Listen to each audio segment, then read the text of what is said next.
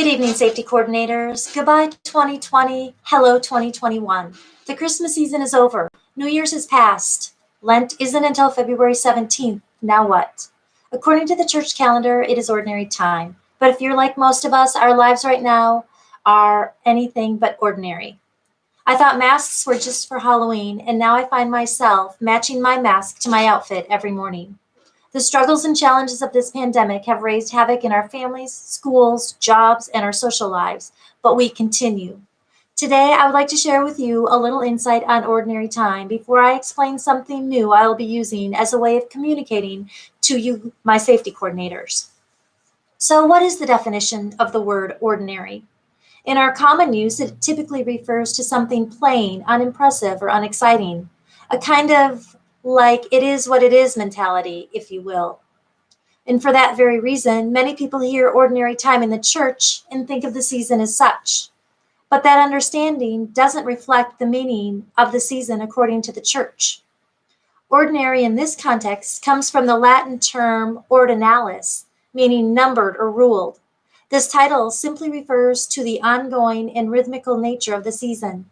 Just like everyday life, there is rhythm to the days and the weeks. Sure, we have holidays and special occasions that we look forward to change up the pace. But just like we have holy days and feasts in the church year, but those special occasions aren't the whole picture. Just like there's more to life of Christ than when we celebrate in other liturgical seasons. So, what is the color during ordinary time? The liturgical color is green. This is to represent the time of growth and expansion of the church following the life, death, and resurrection of Jesus. Green is a very natural color and is often a symbol for growth and new life. What are we supposed to do during ordinary time? Like all liturgical seasons, ordinary time is meant to be lived. We aren't passive receptors of the liturgy, or at least we shouldn't be. We are called to be active participants. Participating in ordinary time means participating in the everyday life of Jesus. The Sundays and the weeks of ordinary time, on the other hand, take us through the life of Christ. This is the time of conversion. In this coming year, let us look deeper into the meaning of ordinary time, according to the church calendar, and focus on Jesus Christ, the constant in our lives, our faith. Ordinary time is a time for growth and maturation, a time in which the mystery of Christ is called to penetrate ever more deeply into history until all things are finally caught up in Christ. Think about that last phrase for a moment. Caught up in Christ. One of the realities of everyday life is that it is easy to get caught up in things like politics and social media, schedules, work, money, worry. The list could go on. But what would life look like if you were truly caught up in Christ?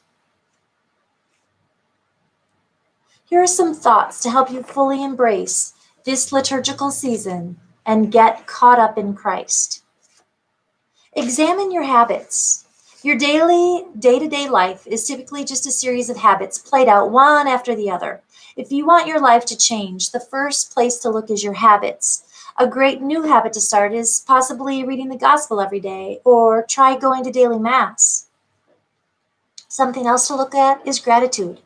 Joy always finds its roots in gratitude. Try starting each day by thanking God for 5 ordinary everyday things. If you have a family, try going around the table at dinner time and list off the things together. Use your imagination to reflect on the daily life of Jesus. Imagine Jesus doing the simple things, eating, walking, or joking with his friends, praying. Make yourself a bystander to the gospel stories in your imagination. Ordinary time is anything but ordinary. But the true power of the season is only unlocked if you live it. So, today, as I embrace this liturgical season, I'm going to start out with gratitude and thank you, my safety coordinators, for all you have done to protect our children during this pandemic. Ordering thermometers and masks and cleaning and going to remote learning if you need to, changing dates. You have been so flexible, and I know it hasn't been easy. But like everything else, we must continue, and there is still more work to be done. So that work is to try to collect information from you. And as I try to do that, I need from you some information. I'm going to need all of that information before my on-site audit sometime between April and December of 2021. To help get that information, I'm going to try something different, something called office hours. And I want to explain this process with you right now. This is a time you can come into my office through Zoom. You can ask questions, you can find out information, you can get explanation, you can learn more about the database. Whatever you need, I'm going to hold office hours and you will be able to join me through Zoom. You may ask, is it required that I participate in these office hours? Well, if you can answer yes to the following 4 questions, then no, you will not have to participate.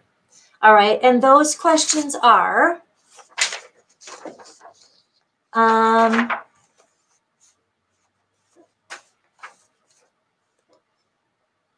is my CMG Connect database up to date? All users must be current, must have a green star, and no expired users.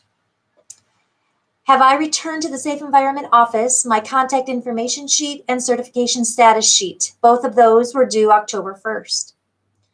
Have I entered into the database children's data and returned to the Safe Environment the actual form signed by my priest or principal? And the 4th thing is, have I turned in a bulletin announcement once per quarter before June 30th and sent to the Safe Environment Office for filing? Again, all of these need to be completed before January 30th of 2021. If you can't answer those 4 questions, and I will attach this to the video, you probably need to participate in the office hours. Please be sensitive to this request so as follow-up on non-compliance calls will be at a minimum.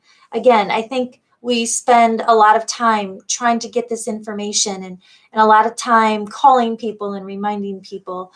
Please be sensitive to this and try to get this in as soon as possible. And again, that's why I'm holding these office hours, so you can ask me questions if you aren't sure.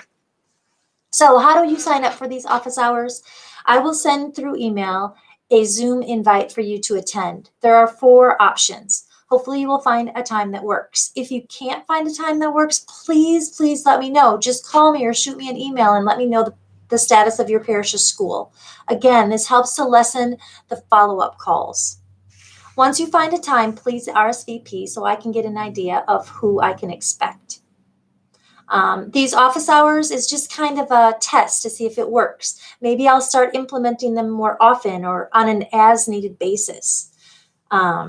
So again, if your parish or school does not meet those 4 items that I talked about, then you're not in compliance. I would definitely sign up for an office hour. So look for that Zoom email invite. And as always, call or email me with those questions. And finally, how will you get caught up in Christ this year? Take care, have a good evening, and I'm looking forward to seeing or hearing from you soon.